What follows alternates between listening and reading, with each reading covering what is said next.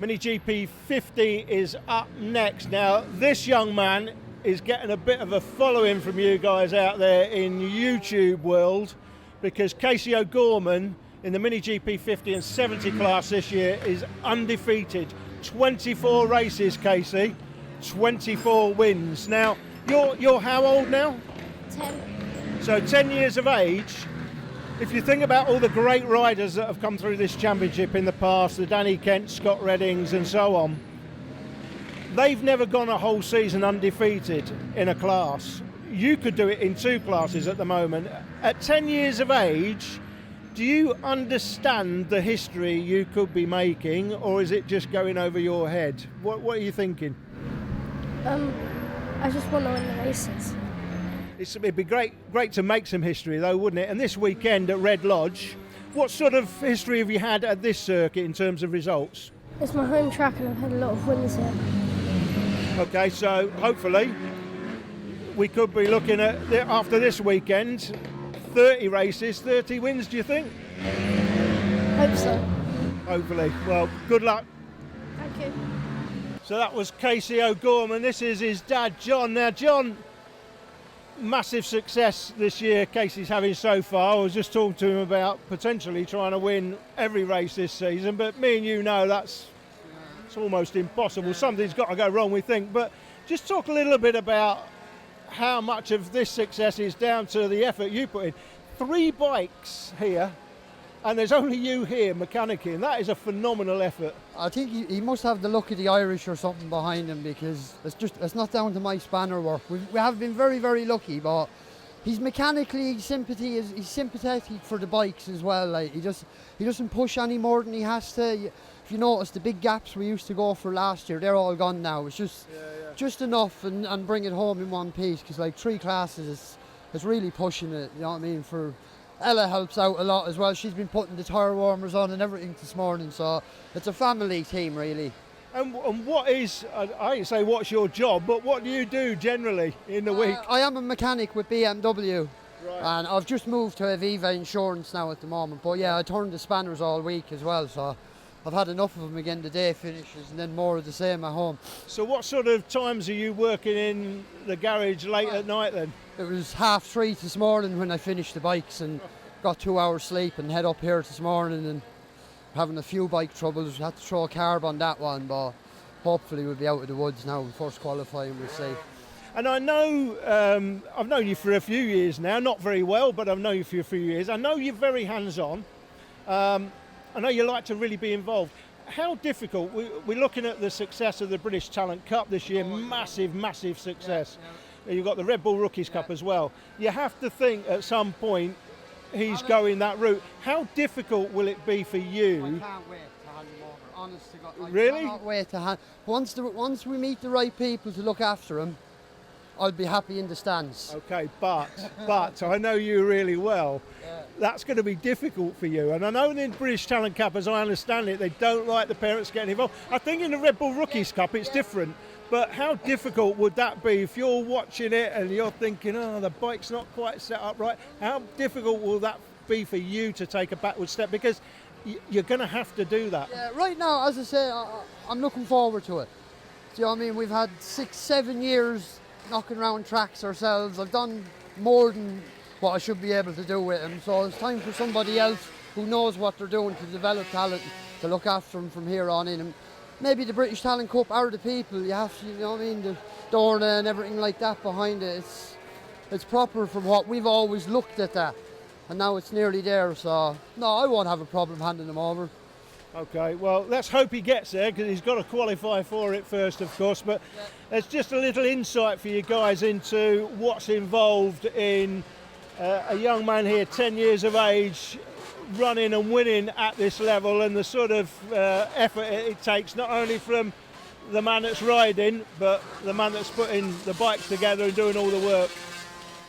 Well, can Casey O'Gorman keep this winning run going? You can see him lining up there on pole on the 7 bike, and there's the confirmation. Casey O'Gorman 10 years of age from Ireland, 12 wins from 12 races, goes off pole. James Cook goes off P2 with 4 podiums. Emmanuel Brinton carries the onboard camera for us in this one.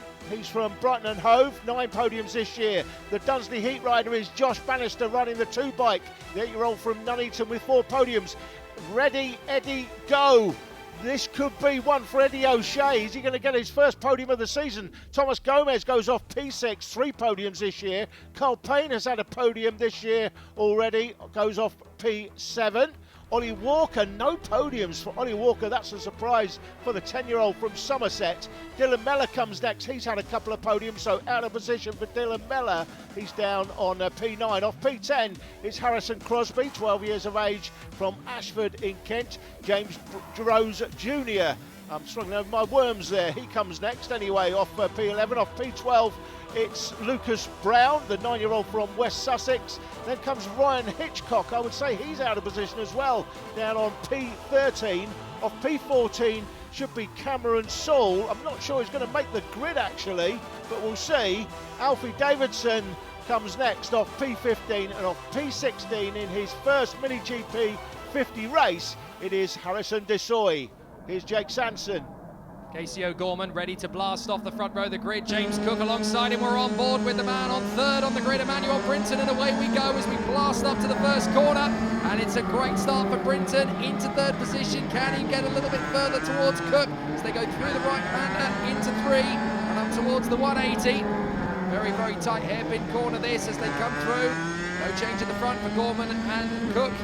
And then they come up towards the Tree straight, on they come then, on the power, and then up through top curve. This is a very fast left-hander deceptive. You've got to be very patient on the throttle, then get on the brake halfway through for the tighter exit, then into the very tight right to come back down on through what is known as the banana curve, because it is technically straight, although there is actually a curve through it, then into the final chicane and back onto the main straight here at Red Lodge. That's a lap of the circuit. Casey O'Gorman leading the way from James Cook, who was actually faster than Casey on that first lap round. Then it's Brinton, Bannister, Gomez and Mellor. Kyle Payne going well. Eddie O'Shea in 8th position from Walker and Crosby.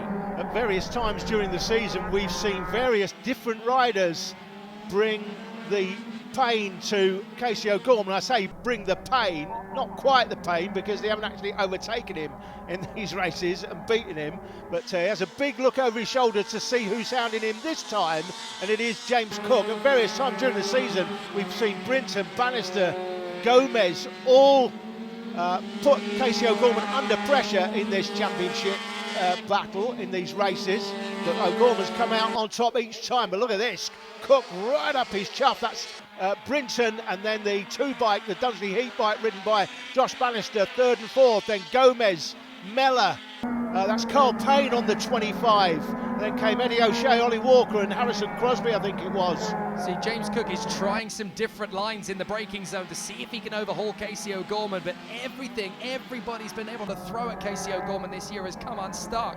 It's like those old 2D TV cartoons a few years ago about Schumacher in the world of F1, when they were basically mocking everyone else in the field for not being able to beat him. Casey O'Gorman having a very similar season here, but James Cook is trying harder than most over the course of this season to get one over him here at Red Lodge. The problem is, James Cook does look a little bit faster on the power coming out of those slower corners, but the straights are not long enough for him really to get on terms with Casey O'Gorman before they start braking again. Looks like a very similar story to Josh Bannister trying to overhaul Emmanuel Brinton. Then it's Gomez and Mellor, then Payne, O'Shea and Walker. There is the 69 of Harrison Crosby with the bright green machine. Hitchcock, Brown, Alfie Davidson, a whisker in front of James Rose Jr. Then we have Harrison Desoy, who is ahead of Cameron Saul on his debut. That's very impressive to have someone behind you. I don't think Cameron Saul has made the grid actually. He's showing as in last place there. No, you're absolutely right. I don't see him on the timing at all, so looks like we may be missing Cameron Saul from this one. Here comes James Cook again for another go at Casey O'Gorman. Is he going to get his opportunity? Oh, very late again into the braking for the chicane. You've got to be with Casey O'Gorman on the case, but Casey's doing an awful lot of looking over his shoulder. He does seem to be quite intimidated by Cook today. More than usual, that's for sure. He has it. When he gets out onto the straight, let's have a look, see if he does it this time. This is the infield section. You can see quite tight and twisty for these bikes. These bikes for these riders they're as heavy as it would feel for an adult rider on a normal bike. These are young kids, very small. Yeah, there you again. go. Another big look over his shoulder. If that was in karting, that would be a massive invitation, because what you're saying to, in this case, the rider behind is, I don't like the fact that you're really close and you're worrying me. And he has another look again. Do you know what? James Cook's getting inside his head at the moment, and this is exactly where he wants to be as we watch Crosby going through. That's Hitchcock, Lucas Brown. Good battles through the field as well, but James Cook's definitely getting under his skin a little bit today. Casey O'Gorman still the fastest man out there with a new fastest lap, as Brinton again chops across the nose of Josh Bannister through turn one. Miller closer than ever to Gomez. Oh dear, oh dear. 2 by 2 by 2 by 2. Great battles, and you want to come out on top of those little battles that you're having. And this is the battle between Gomez and Miller as they go to the infield through this 180 section. This is great racing, and it's great for all of the kids you want to have someone to race with, to enjoy your time, because the most important thing about these weekends, yes, we know it's the Junior BSB Championship, and the kids are looking towards a career in BSB if they can get there, if they can get the funding. But the most important thing is to come here and have fun. Well, this is a nice little battle as well. We've got Carl Payne, Ollie Walker and Eddie O'Shea having a terrific tussle for 7th position. These three riders locked together. That's for 3rd. That's Brinton and Bannister. And Bannister's getting very threatening on Emmanuel Brinton. And we've seen both of these guys push it to the limits and come a cropper. So both of these guys have a great claim to 3rd position today. Bannister, this second half of the season, Bannister really seems to have given himself a bit of a resurgent push forward. He's getting a lot quicker again. He was very strong when he came into the Moto classes and was very strong there. He's come up to MiniGP50. It's taken him a couple of rounds to get up to speed, but he's right there battling for the podiums now. Well, to be fair, if you remember back last year, Wilton Mill was it his first ride, second ride in MiniGP50. He crashed in the end, but he hounded this man, Casey O'Gorman, all the way before he crashed out. And then Casey O'Gorman, if you remember, ran into the back of, was it Saffron Watley? It was indeed.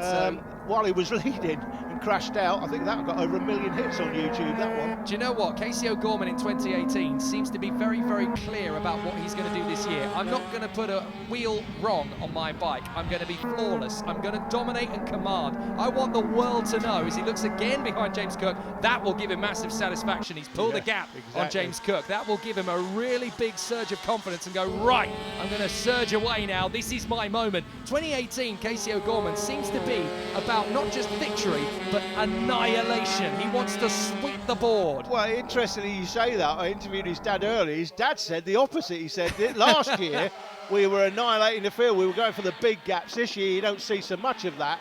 We're trying to stay on the bike and win the races, basically.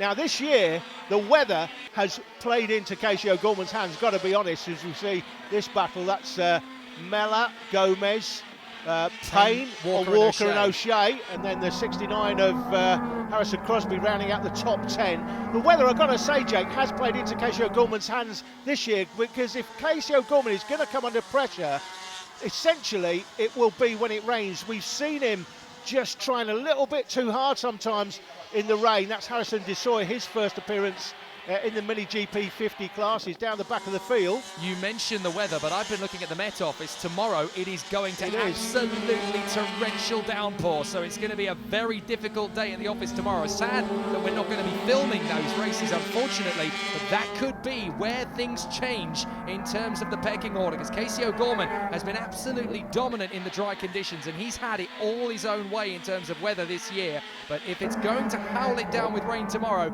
he's going to have absolutely perfect setup. That could be his undoing, the weather, essentially, possibly, but we'll see. It is definitely going to rain tomorrow, looking at the forecast, but you never know. But this is Casey O'Gorman in 2018. He's been absolutely dominant, so maybe he could just take that in his stride again. Look at this little tussle between Brinton and Bannister. Was that Bannister in front? I think it was. Bannister has got through into 3rd position in the closing stages. We're getting into the final couple of laps now, so Brinton is going to have to do some homework here to get back on terms with Bannister. Meanwhile, look, Casey O'Gorman doesn't even need to check over his shoulder anymore. He knows that he's done enough to intimidate James Cook. There is Bannister, and he is in front of Brinton. Meanwhile, Mellor has got past Gomez as well, so he's through. Still this battle between Walker and O'Shea, but Carl Payne has fallen off the back of these two a little bit, so that's Walker having made up 2 places, I think. Great battles all the way through the field, though. Fantastic to see the kids enjoying the racing. And that's what you want, as I say, you want to have a battle with someone, doesn't matter where it is, let's have some fun. Well, it's great because you can see that these guys have got the ability and the talent that they're developing to move up into the world of BSB. As up the inside of Harrison Desoy goes Casey O'Gorman to put a lap on him on Desoy's debut in the class. But you get so many people all over the world watching as we've got the last lap. But I've been talking to a few of the riders in professional motorcycle racing as well, and they're glued to this. I've spoken to a couple of people in the Moto 2 and Moto 3 paddock, and they are glued to this. Because they're keeping an eye on who they want to sign in the future. Yeah, and these are the kids that will come up and compete with the guys that are professionals and racing in the full championships. They're going to be there in a few years' time. Well, let's be fair, the Irishman in the lead of the race, he's only 10 years old at the moment, Casey O'Gorman, but his dominance in 3 classes this year, it isn't going to be long before the British Talent Cup snaps him up. He is absolutely on it. Yeah, I spoke to his dad about that earlier, and of course he'll be one of those you would expect to see in that. However, as he comes through the final turn for the last time, one of the things that they will be looking for is media presentation, and that will be something that he will have to work on in the next year or so. But what a performance on track. Casey O'Gorman obliterating the field. James Cook in a brilliant second place. Good fight from Josh Bannister to get onto the podium there in third, in front of Emmanuel Brinton. And it is going to be Dylan Mellor having won his battle against Thomas Gomez from Walker and O'Shea. Great riding from them as a great battle across the line. Kyle Payne in ninth, and Harrison Crosby will round out the top 10. A fantastic display yet again from Casey O'Gorman, with Cook in second and Bannister rounding out the podium. But 24 hours later, that rain that was predicted to hit the circuit came in bucket loads, and crashing out of the lead, Casey O'Gorman dropping the ball for the first time. Eddie O'Shea picking up the pieces for a fantastic first win of the season. But O'Gorman did, of course, bounce back, as we expected he might, in the third race. So it's not a perfect 1-0 season for Casey O'Gorman, but he still has a massive advantage. Brinton holds second, with a close battle for third between Cook, Josh Bannister and Thomas Gomez. It's going to be a great weekend, continuing with Mini Pro next.